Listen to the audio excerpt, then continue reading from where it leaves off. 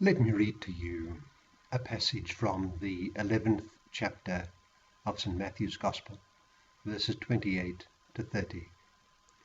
It's the Gospel for Thursday of the 15th week of Ordinary Time. St. Matthew writes, Jesus said, "Come to me, all you who labor and are burdened, and I will give you rest. Take my yoke upon you and learn from me, for I am meek and humble of heart, and you will find rest for yourselves. For my yoke is easy and my burden light." That's from Matthew chapter 11, verse 28 to 30. We are led to think of union with Jesus.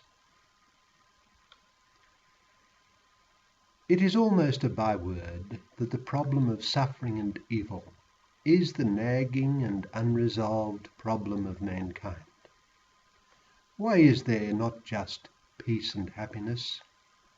Why is it that from the cradle to the grave, in the life of every man and woman, there is a trail of difficulties and burdens?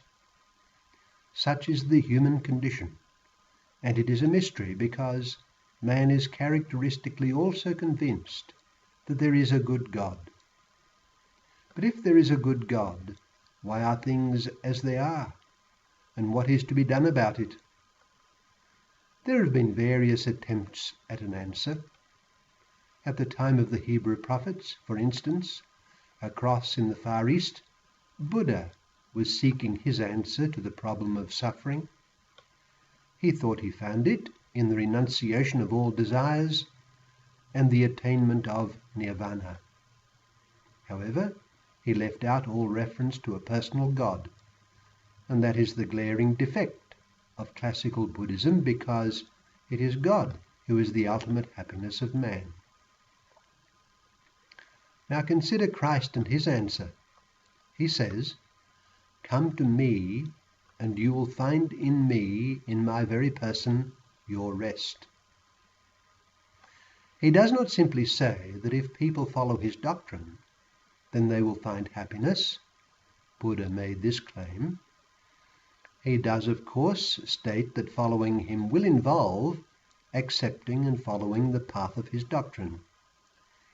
Believing in him means learning from him, assenting to his doctrine wholly, and embracing it wholeheartedly.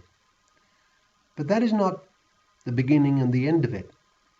In the first instance, it means believing in his very person and entrusting oneself to his person. It means, in other words, acting towards him as one would act towards God. In God lies the happiness of man, and Christ makes this identical claim. In him, in his very person, in coming to him and entrusting oneself and one's burdens entirely to his keeping and to his disposition, in taking up his yoke, man will attain the happiness God intended for him. Buddha, Muhammad, and other formulators of a doctrine for the well-being and happiness of man entrusted their legacy to their followers and to history. They did not claim for their very persons the source of man's happiness.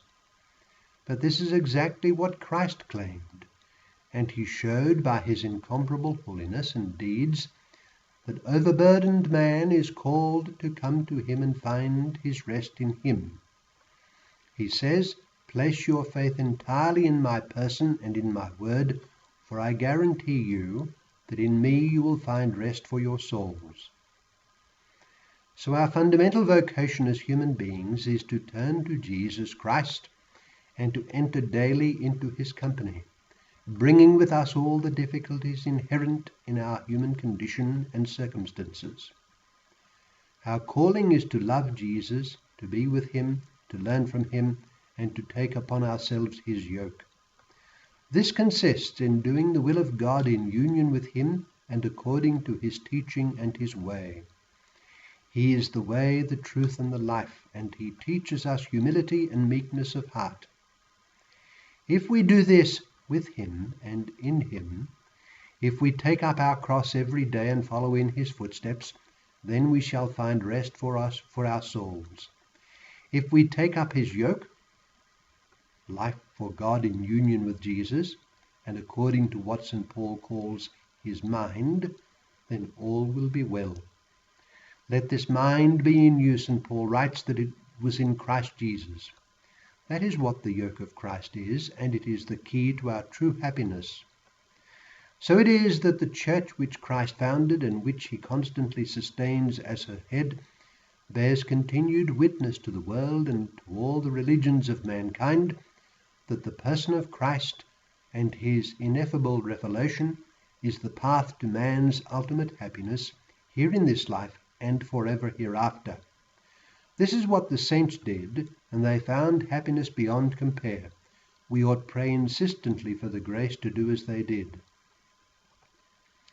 Our gospel passage today is a passage that ought resound in our hearts, assuring us that the way to life and happiness is clear but difficult. We have the key. It lies in belonging to Jesus and in living in union with him. He says, "Come to me with all your burdens and I will give you rest." That is God's answer to the problem of evil and suffering. The answer lies in a particular person who, though unseen, lives with abundant divine life, which he wishes to give to all who come to him. That person is Jesus. So let us then come.